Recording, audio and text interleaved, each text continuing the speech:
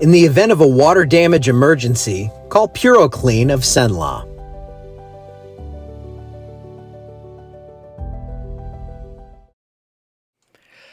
Miss Linda, I'm hiring you on as my technical advisor. You're the one who will always tell me if I forget to turn that music on. I was so proud to fix the audio yesterday that, yeah, I turned that off, but it's back now, or it was for 20 glorious seconds. There goes the guy under the bridge. He's doing some fishing. And, oh, looks like we got fish bumping out there. See him? Couple little swirls out there. Okay, so it looks beautiful out there this morning. Yes, it is working now. Everything is in fine fashion, and we have not much to talk about locally, but we're going to dig into the tropics and take a look at that, because it does look like something that is going to be a bit of an issue for the Carolinas, perhaps. It's still a really tricky forecast. Clear skies, and it's going to stay that way for today. So radar, quiet. We have a lot of rain going on in the Carolinas and the Outer Banks and everything right now, and I don't like that because it's kind of setting the table, getting things wet, and after like 3 days or so, we get that tropical system to move closer.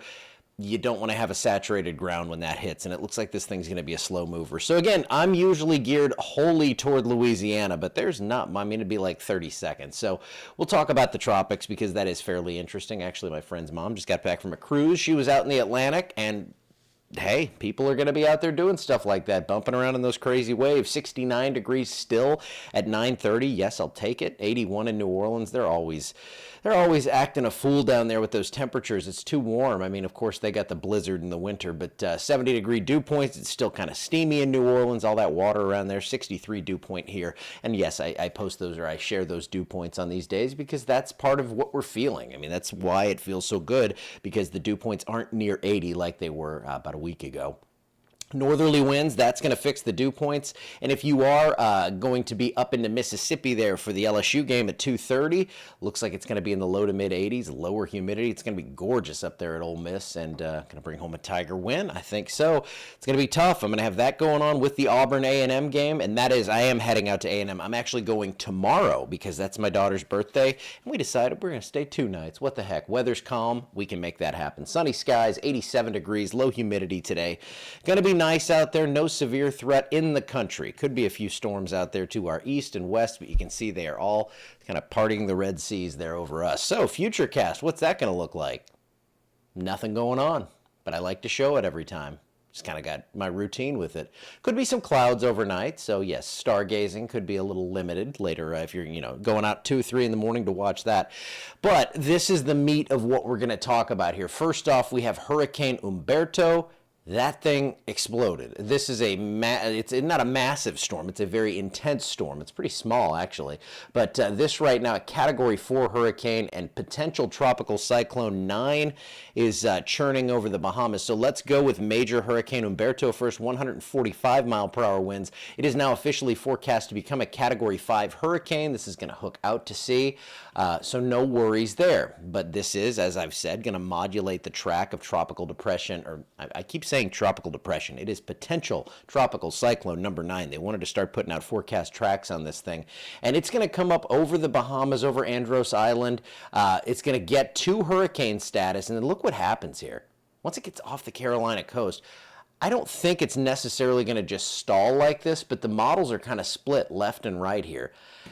I am so glad I'm not forecasting out there on this one. I lean toward a lot of rain. I think conditions become less favorable as this gets close to the coast. So I don't see this one blowing up into a major hurricane, but there could be a lot of rain. And remember the GFS, that had been clearly taking this inland into the Carolinas right there. Looks kind of spooky. You have Humberto over here. You have potential tropical cyclone number 9. That's a mouthful. And then it gets up to the Carolinas. A lot of rain happening there. And then it kind of hooks out to sea too. So I really think this is going to be a rain event more than a wind event, but there's a lot to watch with that one. And as a meteorology dork, I'm going to be doing that. Now, locally, we don't have anything. Let's just zoom out and see. Yeah, see that? Once you get into the purple territory, you are in the 7 to 10 plus inch rain forecast. So from the Outer Banks down through Myrtle Beach, down to Charleston, going to be a very wet one. So if you are headed to the eastern seaboard, it's going to be bumpy. Going to be a lot of big waves, rip currents, all that stuff. And then, of course, if you're heading to the Carolinas, it could be really messy.